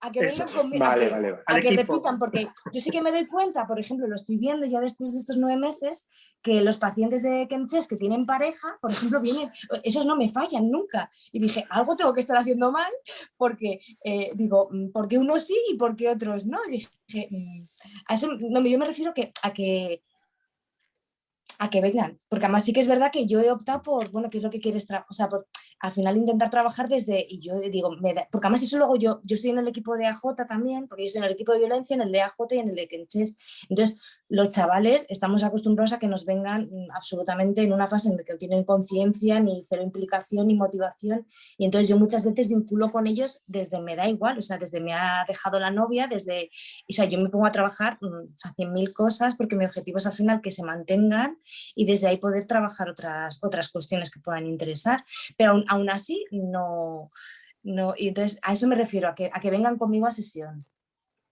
Sí que me he dado cuenta que hay gente que luego me dice, no, es que ya me encontraba bien, era como yo, y además como que lo había hecho fenomenal y él también, y decía, en 2 sesiones esto no se trabaja, más el compañero ha dicho que están 2 años, o sea, yo decía, a eso me refiero un poquito. Sería más bien, Ana, que les facilita a ellos que se vinculen con un profesional, ¿no?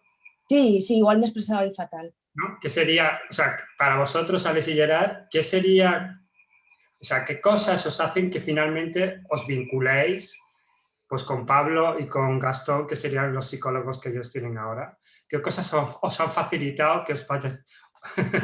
Se ríe. Y Gastón mola mucho. Vale, ¿y qué Pablo mola más? ¿Qué mola de Gastón? No sé, o sea, realmente... Yo cuando estaba hablando Ana lo veía del sitio, o sea, del prisma contrario de mis usuarios cuando yo hago acogidas también.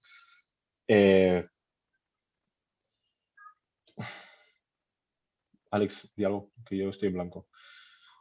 Yo sé que tengo una dificultad y que soy, o sea, por mi bagaje, o sea, que yo sé que, por ejemplo, las mujeres víctimas de violencia me vienen todas. O sea, que ahí tengo, entonces yo sé que algo estoy haciendo mal, claro. Mira, nosotros... Porque yo sé que vosotros tenéis muchísima ventaja desde las ONGs, o sea, tenéis una ventaja que al final, o sea, es que... Mira, hay un tema, Ana, que nosotros hicimos desde el principio. Cuando montamos el servicio decidimos que fuera un servicio entre pares, que los profesionales que atienden en el servicio fueran hombres gays y bisexuales. ¿Vale? Porque eso sabíamos que iba a facilitar la vinculación de la que estás hablando, Ana. Y supongo que en mujeres pasa lo mismo, ¿no? Quiero decir que una mujer... Claro.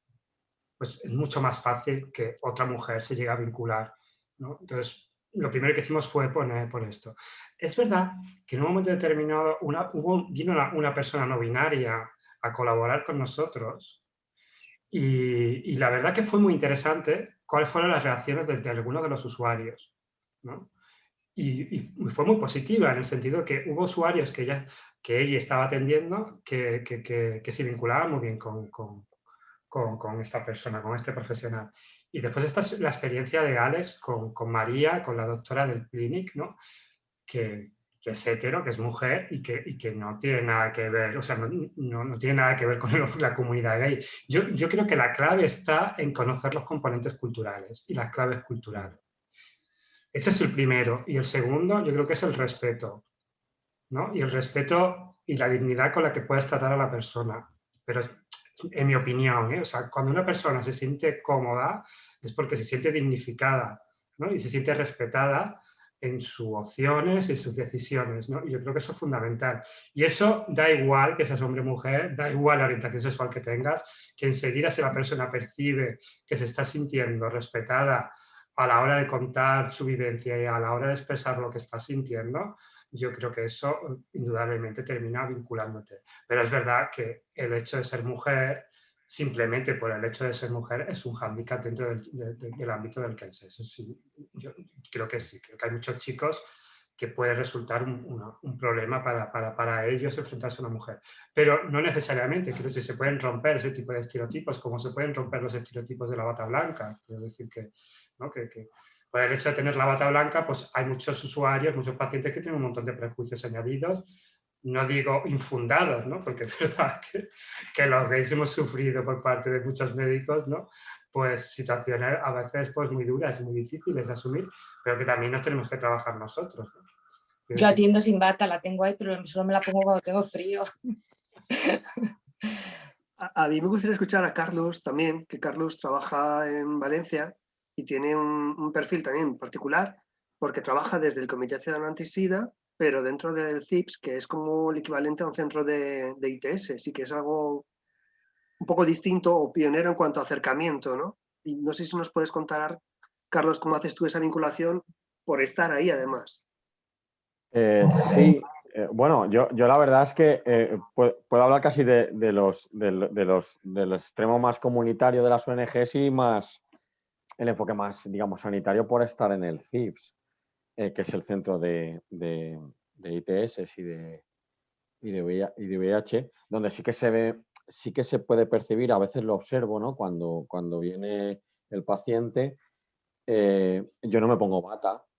Pero lo observo, ¿no? A veces ya se empieza a marcar distancia incluso el propio paciente, aunque sepa que va a ver al psicólogo, pero puede percibir que va a ver al psicólogo que está en el entorno este sanitario, que poco a poco también se van abriendo más, porque, bueno, a veces hubo muchas reticencias, por ejemplo, con el tema de la PrEP hace 3 o 4 años, ahora ya son muchísimo más receptivos en general, y eso Raúl lo sabes muy bien, como se van abriendo poco a poco el sector sanitario, pero claro, vamos muy despacio todavía. Y bueno, yo los vínculos los genero, creo que lo ha dicho Luis, o sea, para mí es todos mis pacientes merecen toda la dignidad del mundo. Si no soy capaz de percibirlos así, no voy a ser capaz de ayudarles nunca. Y transmitirles precisamente eso, que sé cómo ayudarle, y si no sé cómo ayudarle, voy a tratar de averiguar cómo ayudarle sin que eso le genere a la persona una intromisión o un malestar más allá de los que ya presenta, ¿no? Es un poco tratar de transmitir eso, a veces con más cercanía, con más calidez, a veces, no sé, igual con un enfoque de más rigor, haciendo preguntas muy directas, haciendo preguntas completamente abiertas, preguntarle si le ha costado aparcar y directamente luego cuándo ha sido la última vez que ha follado a pelo, sin cambiar el tono de la mirada o tal, para que la persona pues vaya viendo que hay una batería de preguntas y que se puede formular cualquier cosa porque estamos en ese contexto, ¿no? Pero claro, no sé, me preguntabas mi experiencia con los pacientes, pues un poco me puedo encontrar de todo. Y con los sanitarios lo mismo, porque también trabajo en mucha coordinación con las unidades de enfermedades infecciosas y entiendo perfectamente a Alex y a Gerard, porque hay médicos pues que te miran los CD4 en el caso de que sea un paciente con VIH y la carga viral y ya está. Además les incomoda muchísimo preguntar sobre drogas y todavía les incomoda muchísimo más preguntar sobre sexo. Entonces, claro, si ya hay digamos, una comunicación no verbal que te está diciendo a mí no me preguntes sobre drogas porque no me quiero complicar ahí. Y luego lo contrario, también quiero romper esa lanza. Hay un montón de médicos y de médicas y de facultativos en general que son todo lo contrario, es decir, que sí que se preocupan muchísimo por sus pacientes, por su bienestar, por su calidad de vida y eso, ¿no? Y que en ningún momento si las preguntas no son orientadas hacia el morbo o sino hacia la ayuda y que el paciente se puede sentir así muy, muy, muy cómodo. A veces también pienso que en muchas ocasiones es el propio paciente también el que no lo pone fácil. Y esto igual también, Alex y Gerard, que ahora estáis en el otro polo, lo podéis ver. Es decir, a veces ellos mismos se generan una resistencia, utilizan mucho chantaje emocional, te tratan de no asumir responsabilidades y de ponerlas en otras personas, y eso también puede dificultar esa empatía, ¿no? A lo mejor con los psicólogos no es más fácil, pero con un médico, pues igual si ya va a haber resistencia por parte del paciente, es que tú solo me dices que me ponga condón y ya está, no me das más soluciones. Bueno, a lo mejor hay que también ser un poco más paciente para ver que esa persona te diga eso por protocolo, pero luego igual sí que puedes terminar estableciendo una relación de confianza. No sé, es una opinión. ¿Era esto, Raúl, lo que te tenía que contestar? Yo te quiero responder a lo del condón. Precisamente la persona a la que se lo dije, que fue Drasanas, que Esperanza, Drasanas me ha tratado muy bien, o sea, no te pienses que le estoy aquí pegando latigazos, pero bueno, es la anécdota, ¿no? que tuve en ese centro. Precisamente la persona que me dijo lo del condón y que le dije, oye, no hace falta, no hace falta que me lo digas. Precisamente sí que había una relación de empatía, ¿no? Y bueno, ahora ya no voy allí, pero si fuera algún día, pues, ojo, qué guay encontrármela. No es tanto el sanitario, no es tanto el personal a veces. En este caso en concreto también hablaba un poco a nivel sistémico, ¿no? No es culpa, entre comillas, de la persona que tengo delante que me está poniendo el play. Es el hecho de que desde algún sitio se esté poniendo un play a disposición, ¿no? Que el único recurso, no que se nos dé a nosotros, sino de que se os diga a vosotros en algún momento de que es el único que existe, sea ese. Ahí también está el error. No es un... Yo tampoco he venido aquí a meterle machetazos a nadie, pero yo lo planteaba como algo más a nivel, pues bueno, estructural, ¿no? Que a veces no hay otra opción, pero tampoco tiene que salir del profesional que tengo delante, ¿no? Muchas veces. Lo del chantaje emocional y todo esto, ya aquí ya no sé... Sí, no sabría decirte. Es que igual no me he explicado bien. He puesto el ejemplo del condón, como podría poner otros. Sí. Al final, el fenómeno del Changes está siendo nuevo. Es nuevo. Es algo nuevo.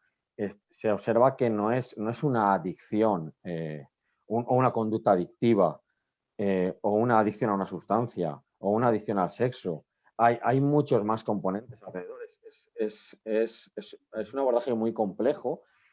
De entrada, si recordábamos en el primer tema, creo que era la definición de James, es decir, todavía no se ha llegado a un acuerdo de una definición, y luego el propio perfil de la persona que practica James es muy complejo, ¿no? Si ya un perfil de una persona adicta es complejo,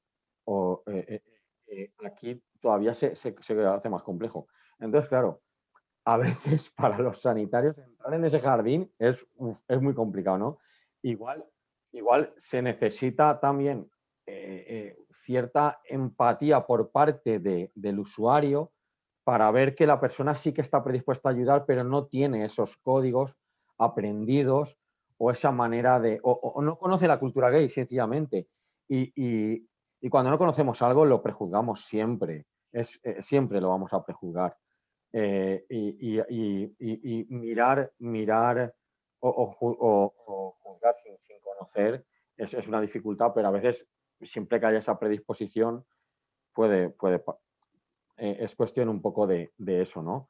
Creo que has sido tú, Ana, que has dicho que era el doctor Antonio, que a lo mejor es de otra generación, pero que tiene una mentalidad muy abierta, ¿no? Es decir, que se ha ido abriendo más en Se te ha cortado lo de Antonio, que no he oído. Sí, perdona, te decía que igual tiene Antonio, creo que has dicho que es de otra generación, ¿no? Y que sin embargo apuesta mucho por la PrEP y por enfoques preventivos mucho más de últimas generaciones, etcétera, porque se ha ido abriendo, ¿no? Se ha ido adaptándose, ¿no? a la situación y a la sociedad cómo va cambiando, y a lo mejor hay otros que van más a rebufo, que les cuesta un poco más, y luego habrán otros que nunca van a evolucionar, ¿no? Pero sí que se puede ayudar por parte de todos, de las ONGs, en este caso, que me incluyo yo, por eso, ¿no? Yo he tenido médicos que me han hablado con menosprecio hacia el Kemses y hacia las personas que lo practican.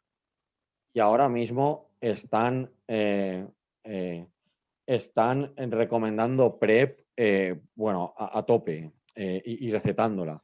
Y eso me parece que es a tenerlo en cuenta, ¿no? Es decir, que cómo han ido rompiendo ese prejuicio en el 2015-2016 que empezábamos a comentarle, o en las mismas UCAs o en los CATs que se dicen en Madrid o en Barcelona, como al principio era, pero estos ¿qué problema tienen? Que no se ponen condón, que ya está, que no sé. Y que ahora mismo se están empezando a generar hasta grupos de ayuda mutua en algunas UCAs, ¿no?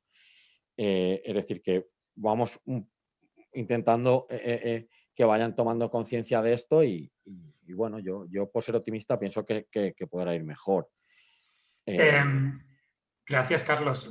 Vamos a dejar un poquito de tiempo a Alex y a Gerard porque creo que ya no nos queda mucho más. Sí, perdón que me enrollo a veces. Nada, no pasa nada, Carlos. No sé si queréis que pasemos al último punto, porque yo creo que ya hemos hablado un poco del tema de salud mental, ¿no? con Ana. Y si queréis hablar de aquellas dificultades de acceso en situaciones de crisis, ¿no? Que hablábamos del tema de cuando estamos en una sesión, ¿no? O cuando estamos en una sauna, ¿no? Y nos da un chungo. Sí, ya lo digo. Venga. Venga. Yo cuando hemos planteado el tema, incluso para mí era como que se me escapaba un poco. No me esperaba ni que nos lo pudiéramos plantear, ¿no? Claro, estar en una sesión o estar en algún sitio, bueno, llámalo sauna, llámalo donde sea, el plantear llamar a la ambulancia tiene que estar la persona, yo qué sé, en un charco de sangre, realmente, porque llamar a la ambulancia es bueno, como ya no romper el momento, porque evidentemente, o sea, una persona con un chungo de GHB rompe un poquito el momento. Pero es pasar a palabras mayores de poner, pues, o médicos o lo que decía Alex, ¿no? De si estás en una sauna, viene también la poli y, por tanto, bueno, es una exposición más allá de las personas que estamos ahí, que, bueno, al menos nos drogamos todas y todos nos entendemos un poco. Claro, también ahí salía un poco el tema de qué hacer si estoy colocado, ¿no? Si estoy teniendo paranoias, tal. Yo entiendo que algunos usuarios, yo en su momento, cuando me ha dado el vaído, irme a un hospital o irme a un CAP, para mí hubiera sido impensable. O sea, a mí me da pánico salir a tirar la basura, que me vayan a ver los vecinos o aunque no me conozcan, ya me da la paranoia. Irme a un centro sanitario me daría, bueno, pavor. Entonces, no sé si desplegar ahí, por pedir que no quede, ¿no? Algún tipo de mecanismo virtual, ¿no? Pues yo que sé, un teléfono de atención, ni que fuera, o incluso, pues, bueno, o un WhatsApp, cualquier cosa para al menos evaluar la situación de la persona y que si en ese momento está colocada y le da pánico entrar en contacto físico con alguien, que pueda tener bueno, pues el mejor que se le pase todo y cuando esté preparado, ¿no? Que pueda acudir al centro y reducir los riesgos de este impasse, ¿no? Es un poco lo que me pasó por la cabeza. Alex. Yo también, cosas que he vivido de ir a acompañar a compañeros, a conocidos, yo estando sobrio y la persona estando con una crisis de ansiedad, bueno, de estar muy colocado y estar muy mal. Y el doctor en urgencias, en vez de preguntarle a mi amigo, es preguntarme a mí de qué es lo que ha tomado. Y es que no lo sé. O sea, mi amigo me ha llamado a mí para que le acompañe, o sea, para tener a alguien, pero no para que yo sea quien hable por él, porque yo no sé lo que ha hecho ni lo que no ha hecho. O sea, en ese momento yo sentía que la persona, el médico, lo que estaba haciendo era invalidando a mi amigo en ese sentido. O sea, no le hacían ni las preguntas a él, no, era como que lo que le pasaba a mi amigo no carecía de efecto. O sea, lo que tenía era que hablar yo al médico como si fuera su madre. Y no, o sea, él ya tiene 30 y pico años o 40 años, tiene que responderte él. Una persona que está colocada no quiere decir que no sepa lo que le está pasando. Sabe lo que le está pasando, puede ser que no sepa explicártelo, porque el cerebro en ese momento con el colocón no sabe exponerlo de forma correcta. ¿Sabéis? Entonces, en ese sentido es un poco, fue un poco frustrante. Frustrante también fue, por ejemplo, que yo una vez salí de la sauna por motivos médicos, me fui directamente al clínica a urgencias y eso fue hace 4 años, o sea, tampoco hace tanto. Y una chica de mi edad, doctora, me estaba preguntando ¿y qué es lo que ha tomado? Y cada vez que yo le tengo que explicar para qué servía, cómo me lo tomaba cada una de las drogas, que además era un fin de semana de esos largos 4, entonces me tomé de todo. Y cuando le expliqué lo de la tina, ya ahí me sentí prejuiciado porque ella no sabía lo que era. Le dije, es la droga, es azul de Breaking Bad. Y dice, ¿cómo te atreves a tomar eso? ¡Qué locura! O sea, ahí yo me quedé en plan, perdona, o sea, que eso me lo digas mis padres o mis amigos, ¿vale? Pero tú, o sea, tú no tienes que juzgarme a mí qué es lo que tomo, qué no, o al menos no delante mío. O sea, desde delante de un usuario, decir, qué locura, ¿cómo se te ocurre tomar esas drogas?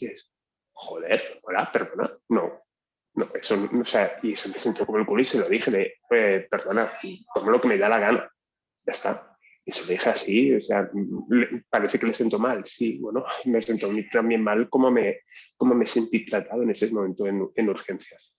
Entonces, el que ahora los médicos os estéis formando y sepáis más sobre los diferentes tipos de drogas y para lo que sirven, para lo que lo usamos, qué es lo que nos hace sentir, es genial porque realmente vas a urgencia y ya te sientes más tranquilo porque tú les dices, mira, he tomado esto y esto. Y dicen, pues ya está, tú tranquilo, tal, mira, te vamos a ver no sé qué para que te relajes un poco, para que se te baje un poco todo el colocón, te sientes más tranquilo y puedas salir de aquí hacia tu casa tranquilamente. O sea, te aconsejan, no vayas de nuevo a la sauna. O sea, eso me lo dijeron una vez, no vayas de nuevo a la sauna, vete para casa y descansa. Que eso el usuario luego lo haga o no, bueno, eso es diferente, pero es ahí el consejo por parte de vuestros compañeros.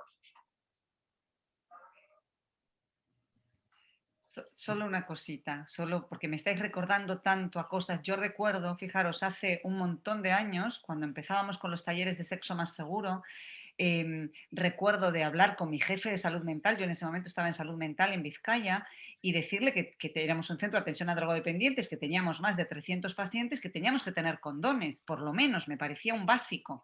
Y él me contestó, ¿condones? Bueno, por favor, lo único que falta es que les enseñes a follar.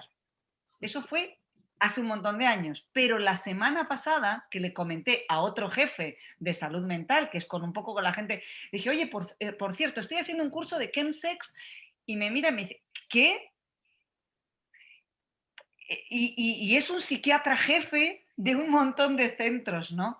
Y recuerdo una vez en un curso de formación de médicos, por eso yo insisto tanto en la formación, que estábamos hablando y una médico de Valencia decía, pero a ver, es que yo, ¿para qué les voy a preguntar cómo se inyectan si no tengo nada que decirles? si no sé qué decir. A mí me parece que eso es morbo y no quiero preguntar cosas por morbo. Y la clave estaba un poco en que, claro, si tú no tienes herramientas para dar, si tú no sabes nada de reducción de riesgos, si tú no sabes cómo dar ese abanico de posibilidades, ¿para qué les vas a preguntar? Claro, claro que es morbo. ¿Cómo te chutas? Pues, claro, si no le vas a dar nada a cambio, pero en el momento en que tú como profesional tienes un abanico de posibilidades, tanto a nivel sexual como a nivel de consumo de drogas, claro, ya cambia la cosa. Por eso yo insisto tanto en la formación de los profesionales. Y yo, con vuestro permiso, para el año que viene, que tengo clases en el Máster de Psicología General Sanitaria, en mi módulo de drogas, voy a meter un trozo, le voy a dedicar al chemsex, porque me parece que los psicólogos generales sanitarios que salgan, algo van a tener que saber. Entonces me lo he apropiado y he dicho, chicos, yo voy a hacer esto. Qué guay, Patricia, que lo hagas. Me parece que es un básico y me parece que no está esa formación y entonces que vosotros llegáis a una parte ya de gente profesional, pero que también tenemos que meter en la academia, en los psicólogos que se forman y en los médicos, ni os cuento, que esta parte, porque todo eso que habéis dicho de trato sin juzgar, sin estereotipos, abierto, con respeto por el otro, que es un ser humano que hace X, da lo mismo, yo estoy aquí para ayudar. Eso tiene que ser una base pilar de la formación y conocimientos sobre drogas, sobre conductas sexuales, etcétera, ¿no? Yo por lo menos lo veo así. Así que yo, gracias eternas siempre, ya para el resto de mi vida. Y Alex y Gerard también, gracias eternas. Muy bien, yo no sé si tenéis alguna pregunta para Gerard y para Alex, porque yo creo que tenemos que terminar. Yo solo quería decir una cosa. Venga. Es que me queda un poco con el gusanillo de lo que ha dicho Ana, de la adherencia al tratamiento, que era el volver en este caso. Bueno, hemos empezado a sacar ideas y hay una cosa que has dicho tú, Luis, que realmente después ha sido como un flash, que es el tema de los recursos culturales. Yo recuerdo, precisamente había una médico, ¿no? en un CAP de aquí de Barcelona que, claro, era mujer, tenía 50 años, o sea, tenía pinta como bueno, de no saber nada absolutamente, ¿no? Desde mi punto de vista en ese momento era como, no nos vamos a entender. Y después me dejó ir como, no bromas, pero yo qué sé, me lo invento, pero como si hubiera dicho, en vez de GHB hubiera utilizado la palabra chorri, ¿no? Cosas así que dices, hostia, ya conoces, has estado con gente que te ha explicado situaciones parecidas, sabes de lo que te estoy explicando, porque no es que te lo hayas leído en el libro en plan GHB y punto, ¿no? GHB y el chorri. Y me dio muy buen rollo realmente y fue toda una sorpresa, ¿no? Como salí de allí que era como, quiero que seas mi amiga. Y realmente cuando lo has dicho, Luis, me ha explotado un poco la cabeza creo que esto es un factor súper determinante. Que te ayuda a vincularte, ¿no? Que es un poco lo que estábamos hablando antes con Ana, ¿no? Que en el momento que te sueltan, ¿no? Claves, ¿no? Que son tuyas, que son cercanas a ti, ¿no? Te ayudan a acercarte, ¿no? A la persona, ¿no? Y te sientes más acogido, digamos. Muy bien, por eso sí queréis comentar algo más. Alex, ¿tú quieres comentar algo?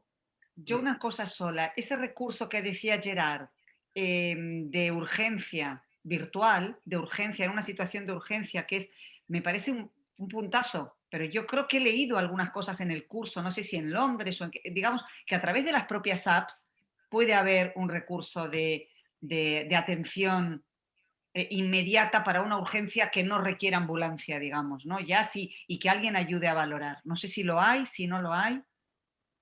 A ver, nosotros tenemos un perfil, por ejemplo, en macho bebé, claro, pero no es para que acudan directamente de, oye, que a veces sí que nos hacen preguntas de, bueno, eso lo sabe mejor Gerard realmente, que es quien ha estado en consultas, pero que nos hacen consultas de, oye, mira, estas drogas, estoy teniendo este mal rollo, esta situación, ¿qué debo de hacer? Claro, no, el usuario no puede esperar una respuesta inmediata, porque tampoco estamos los voluntarios 24 horas delante del ordenador o delante del móvil esperando que llegue una consulta. O sea, tenemos un estándar de, creo que son 24 o 48 horas para poder responder. Claro, que a veces eso no soluciona. O sea, que sí que lo que hablábamos antes de cuántos más...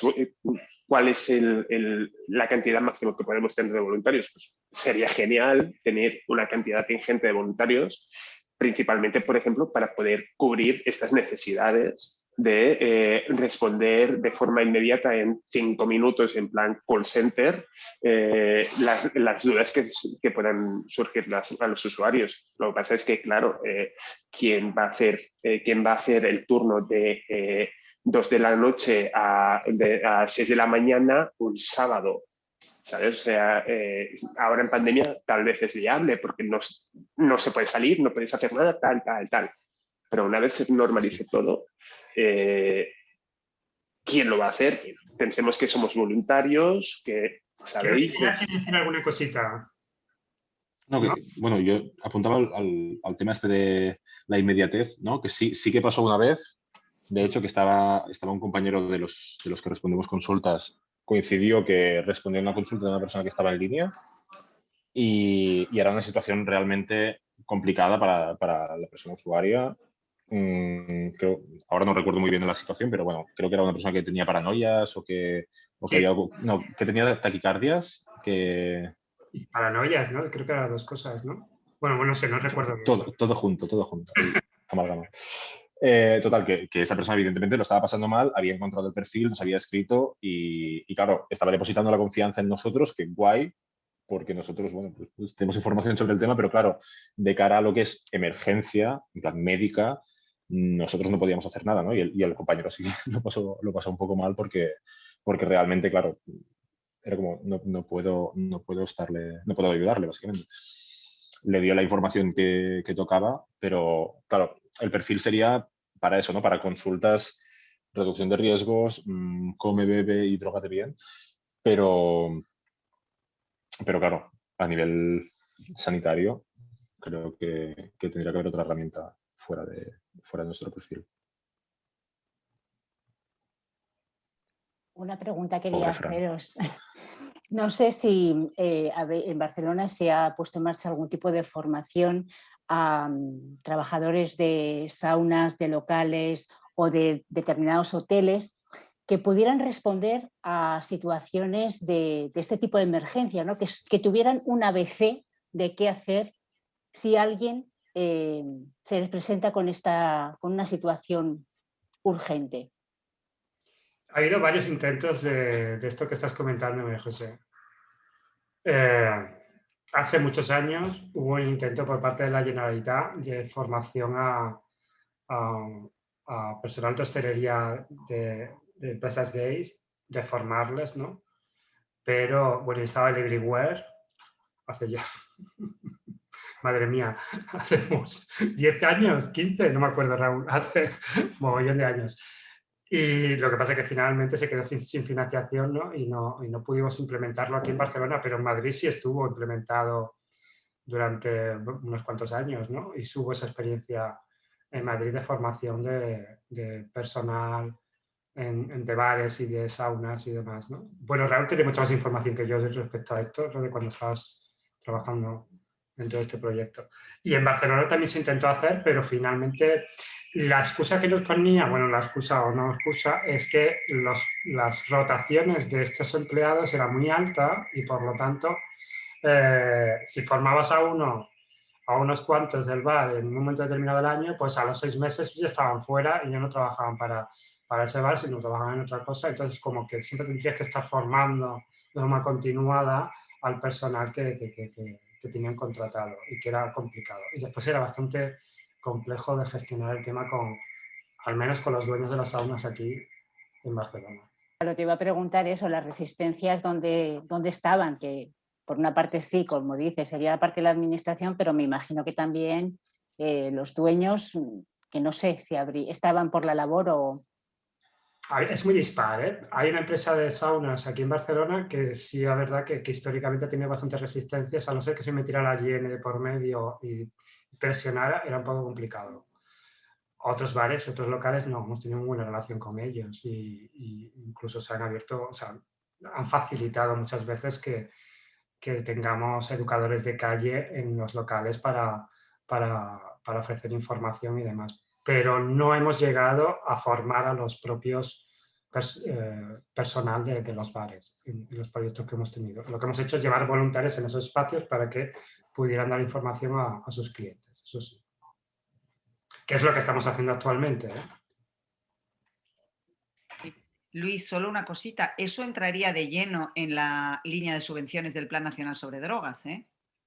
Este tipo de experiencia, yo creo. Si lo presentáis como proyecto de investigación, porque al fin y al cabo haces unos datos. Claro, No, sí. pero luego sacas datos de ahí, siempre vas a sacar datos. Digo porque, por ejemplo, todo lo que era Disco Sana, que era una formación a gente de hostelería, pero en ámbito de reducción de riesgos con el consumo de drogas, se estuvieron financiándolo durante un montón de tiempo, con financiaciones importantes, 40.000 euros, y te estoy hablando de hace 6 años, 10 años, 40.000 euros en cada edición. Pero como estudio de investigación, dices, Patricia. ¿Qué cosa? Como un estudio de investigación, dices, ¿no? Sí, pero presentarlo en la convocatoria. ¿Viene la ley del fondo o vienen presupuestos generales? Yo diría que mejor en la ley del fondo, porque todo el dinero del fondo de decomisos del narcotráfico se da para eso, hay más dinero. Y sí, como proyecto de sensibilización o de formación, yo creo que yo cuando la última vez que pedí entraban esos. Pues gracias por el apunte, Patricia, vamos a mirarlo. Ojalá, Patricia, porque hasta el momento ni siquiera han dado un apoyo de financiación para formar a gente de la administración a nivel de las comunidades autónomas en planes autonómicos de drogas o SIDA, o cursos como este que están mantenidos por financiación privada. Lo hemos intentado, Raúl, lo hemos intentado, pero hasta el momento... Nos hubiera gustado, o sea, lo que dice María José, nos hubiera gustado hacer una edición y la hemos propuesto para formar a los planes autonómicos, tanto de drogas como de VIH, SIDA, y no lo hemos conseguido hasta ahora. Y esta formación se está financiando a través de Gilead, con lo cual... Una vez conseguimos, ¿verdad, Raúl?, que se sentaran los dos planes, técnicos de los dos planes. Alguna reunión, una. Y aquello se quedó así. Pero es verdad que hace falta más coordinación entre ellos y más formación. Y yo creo que un problema que nos estamos encontrando es que si los decisores políticos no se forman, pues no toman decisiones para financiar porque no están sensibilizados sobre la importancia del fenómeno en sí. Y mientras no consigamos formarlos, seguiremos, digamos, en este estatus en el que vemos dificultades para avanzar más, para conseguir más fondos, para intervenciones, para formación, para investigación, porque probablemente haya personas que no están lo suficientemente sensibilizadas y haya que hacer más incidencia política y formación para profesionales y técnicos, decisores políticos, para poder avanzar, ¿no? Para llegar a otro nivel. Y no quisiera ser aguafiestas porque estamos encantados de la vida, pero se nos ha hecho ya muy tarde, ¿no? Entonces, gracias de verdad a todos y especialmente a vosotros, ¿no? por participar y exponeros de esta manera y bueno, y a todos quienes habéis estado en la sesión, y cerramos ya el curso. Mañana enviaremos los cuestionarios de evaluación. Así que encantados de la vida y muchas gracias por haber mostrado tanto entusiasmo, porque ha sido la edición en la que hemos tenido más participación en los foros, más personas implicadas, entregadas, y cada edición hay como más profesionales que ya han atendido usuarios, que tienen más experiencia y que cuando la comparten se enriquece más el grupo. Entonces, de las 5 ediciones, yo creo que esta es donde el foro ha sido realmente espectacular por la cantidad de aportaciones de personas con diferentes experiencias que lo han enriquecido muchísimo. Así que, por nuestra parte, estamos súper felices, y encima de haber podido hacer este encuentro y contar con la Comisión de Customer Support y con vosotros, pues bueno, pues encantados de la experiencia, y esperamos que el resto de participantes puedan seguir el vídeo y que nos den feedback también. No sé si quieres decir algo más, Luis, para cerrar. No, daros las gracias por la experiencia, muy chula, nos ha gustado mucho y tiene mucha ilusión de compartirlo con vosotros y vosotras. Así que genial. Ha sido un lujo, muchas gracias. Alex, Muchísimas Gerard y Luis. Gracias, Alex, Gerard. Gracias, Raúl y María José. Muchas gracias.